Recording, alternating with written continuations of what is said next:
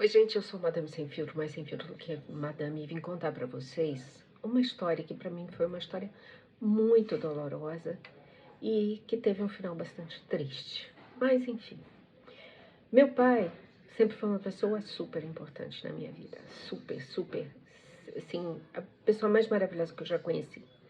Bom, dito isso, meu pai já vinha de uma sequência de interna, desinterna, interna, desinterna. E a gente já estava até meio habituado, tanto que o grupo da família chamava Wilson Highlander, para vocês terem uma ideia. Ok, o que aconteceu? Meu pai apresentou um quadro de pneumonia e foi internado. Isso em janeiro, dia 23 de janeiro. E aí, quando ele estava para sair, porque ele ia ficar 7 dias, no máximo, tomando antibiótico lá e voltaria. Mas não foi assim. No dia que ele iria sair, ele teve uma embolia, uma hipóxia e foi para o CTI.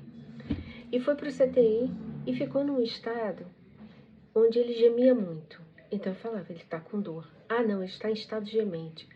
Gente, eu não sei se isso existe, mas meu pai não era de gemer, ainda mais, a não ser que ele estivesse sentindo dor. E assim mesmo era duro na queda. E aí, o tempo foi passando e meu pai foi entubado, desentubado, faz eletro para saber qual é o estado do cérebro, conclusivo. E vai indo, né?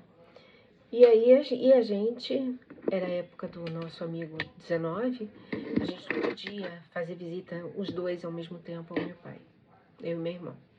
Então a gente lidava com o que tinha, né? Era quando um ia, ligava para o outro por vídeo, a gente via papai todo dia, sem exceção.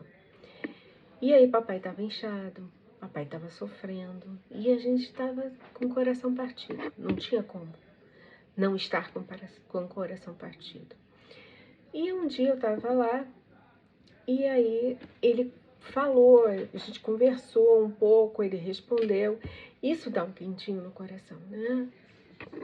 Ele teve outro episódio e aí ele foi entubado. E aí depois fizeram uma traqueostomia e a partir daí a gente já não ouvia mais a voz do papai.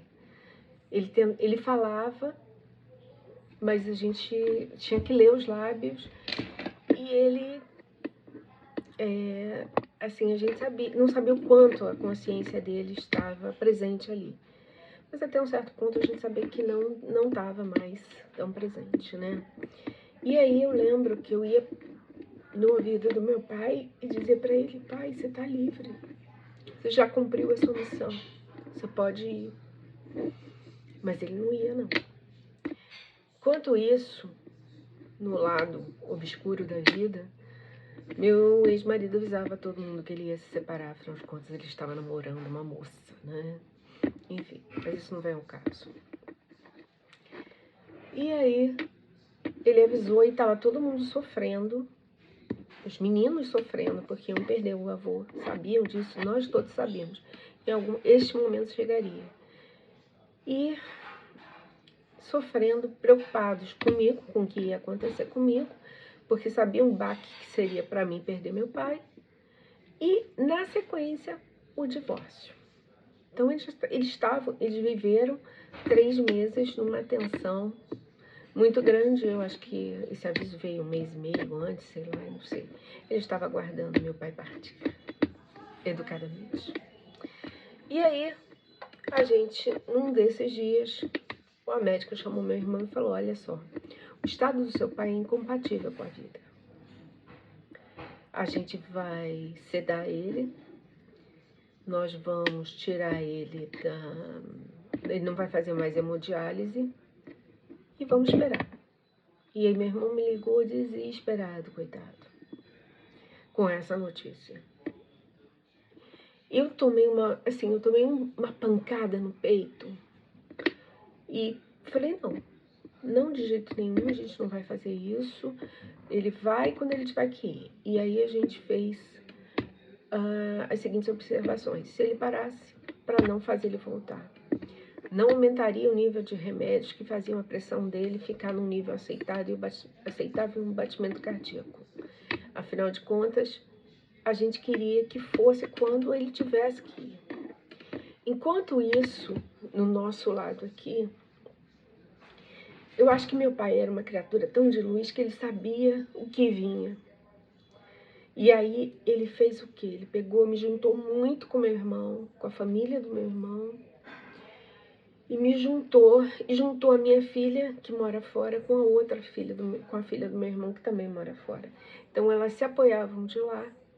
O meu filho do meu lado, todas as piores horas, o meu filho era chamado, ele já não vinha, né? Era meu filho que vinha, meu filho não queria ele muito perto de mim. Mas é a vida, né?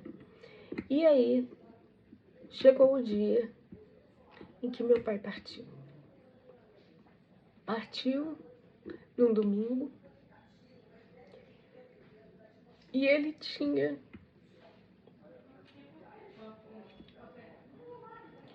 a missão, a última missão dele, que a vida toda foi de luz, foi me deixar amparada pelo amor da minha família. Então eu não perdi uma família, eu ganhei mais uma família. Então eu tenho meu irmão hoje, que eu dou muita risada com ele e a gente se dá muito bem. E estamos cada vez mais próximos. E também tenho meus filhos do meu lado.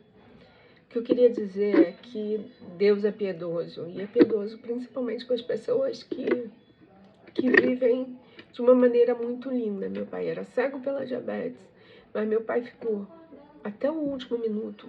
Ele estava inchado, com marcas, a pele soltando, escara. Isso porque ele estava num dos melhores hospitais. Mas ele ficou ali até ele saber que eu estava amparada. Meu pai foi uma pessoa mais incrível que eu conheci. E eu queria... moral dessa história é a seguinte: se você tem alguém internado, não acredite piamente no que o médico vai falar. E principalmente, nesse dia que a médica falou que ia fazer isso, que meu irmão me ligou e que eu falei que não, o enfermeiro chegou no momento que meu irmão estava mais aflito. E o enfermeiro sacudiu o papai e papai respondeu. Abriu o olho e respondeu. Meu pai não estava apagado, meu pai não estava inconsciente. Ele não estava orientado, mas ele estava ali.